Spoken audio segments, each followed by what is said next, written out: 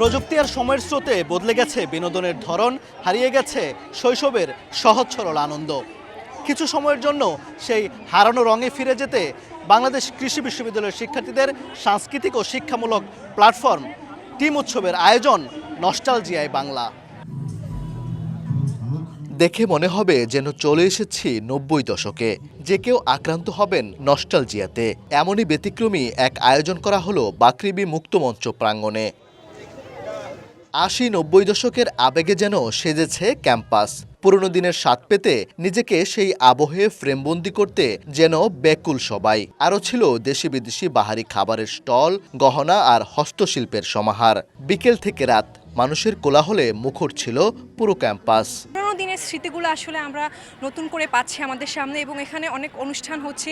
যে অনুষ্ঠানগুলো এই যেমন একটু আগে গান হলো, তারপর আবৃত্তি হলো, এগুলো আমরা খুব সুন্দরভাবে উপভোগ করছি। নর্মালি যে কালচারাল প্রোগ্রামগুলো হয় সেগুলোতে আধুনিক বাংলায় যে গান সেগুলো আমরা শুনি, কিন্তু আজকেরটা একটু অন্যরকম। সাথে ডেকোরেশন সব মিলিয়ে আমারও খুব ভালো লাগছে। সবাই আসছে, ছবি তুলতেছে, কেউ ভিডিও করতেছে, কেউ নৃত্য দেখতেছে, কেউ গান শুনতেছে, অনেক ভালো লাগতেছে। ৮০ দশক এবং ৯০ দশকে আমরা যেভাবে চলাফেরা করতাম বা আমাদের বাংলা সিনেমায় যেগুলো আমাদেরকে দেখানো হইতো, পুরনো দিনের প্রেম থেকে শুরু করে চিঠি দেওয়া, তারপরে পুরনো সিনেমা, তারপরে রিকশায় যে আমাদের যে আঁকানো, তারপরে টেলিফোনে কথা বলা, এই জিনিসগুলো নতুন করে অনুভব করতে আমি এখানে এসেছি। সন্ধ্যা নামতেই শুরু হয় সাংস্কৃতিক আসর, যেখানে স্থান পেয়েছে পুরনো দিনের সিনেমার গান, জনপ্রিয় ব্যান্ডের সুর আর মন মাতানো নৃত্য পরিবেশনা। আবৃত্তিতে ফুটে উঠেছে স্মৃতি আর আবেগের রং, আর মঞ্চে পরিবেশিত হয়েছে জনপ্রিয় টিভি ম্যাগাজিন অনুষ্ঠানের ভিন্নধর্মী রূপ। এতে অংশ নিয়ে শৈশবের সোনালী দিনে ফিরে গেছেন বিশ্ববিদ্যালয়ের শিক্ষার্থীরা। ছোট থেকে বড় সবাই ফেলে আসা যুগকে চোখের সামনে দেখে হয়েছে মুগ্ধ। ৮০ দশকটা যেহেতু চোখে দেখা হয়নি, তাই আধুনিক সময়ের মেয়ে হয়েও এখন নিজেকে সেই ৮০ দশকে ইমাজিন করতে পারছি। জিনিসটা ভালো লাগছে। আগের দিনে একটা ক্যাসেট প্লেয়ারে আমরা বারবার ঘুরিয়ে ঘুরিয়ে গান শুনেছি। আবার টিভি দেখার জন্য অনেক সময় সিরিয়াল দিয়েছি। একটা বিশেষ দিন শুক্রবারে হয়তো একটা ভালো একটা সিনেমা হলে আত্মীয় স্বজন সবাইকে নিয়ে একসঙ্গে দেখতাম। এরকম মানুষ যেন প্রতিটা মানুষকে দেখছে, প্রতিটা পুরাতন জিনিসকে দিকে তাকিয়ে আছে, পুরাতন জিনিসে ফিরে যাচ্ছে।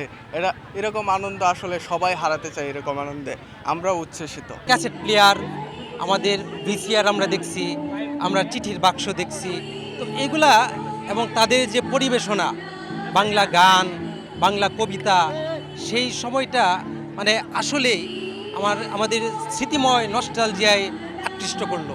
আয়োজকরা জানান, বাংলাদেশের সংস্কৃতি, ইতিহাস ও ঐতিহ্যকে নতুন প্রজন্মের কাছে পৌঁছে দিতে কাজ করছে টিম উৎসব। এমন ব্যতিক্রমী আয়োজন আগামীতেও অব্যাহত রাখার প্রত্যয় তাদের। নতুন প্রজন্মের অনেকেই ১৯৬০, ৭০, ৮০ দশকের অনেক অভিনেতা অভিনেত্রীদের চেনেন না, অথবা সেই গান বা মুভি সিরিজের ব্যাপারে খুব একটা জানেন না। আমাদের এই উৎসবের মাধ্যমে আমরা সেই পুরনো যে সংস্কৃতি আছে বাংলার, সেটাকে আমাদের নতুন প্রজন্মের কাছে আজকে পরিচিত করাতে যাচ্ছি, এবং সবাই মিলে একসাথে একটি উৎসব করতে যাচ্ছি। প্র্যাকটিক্যাল পড়াশোনা, পরীক্ষার প্রেশারে যেই আমরা সুন্দর মুহূর্তগুলোকে উপভোগ করতে ভুলে যাই, সেই মুহূর্তগুলোকে পাশে রাখার জন্যই টিম উৎসব সবসময় কাজ করবে। কেননা টিম উৎসবের ট্যাগলাইনটি হচ্ছে যাপন নয় উদযাপন। এই আয়োজনে মিডিয়া পার্টনার ছিল দেশের অন্যতম শীর্ষ সংবাদ মাধ্যম সময় টেলিভিশন। শুধু বিনোদন নয়, এই আয়োজন প্রজন্মের সাথে প্রজন্মের সেতু বন্ধন, যেখানে অতীতের সোনালী সময় মিলেমিশে গেছে বর্তমানের সঙ্গে। ওবায়দুল হক, সময় সংবাদ, ময়মনসিংহ।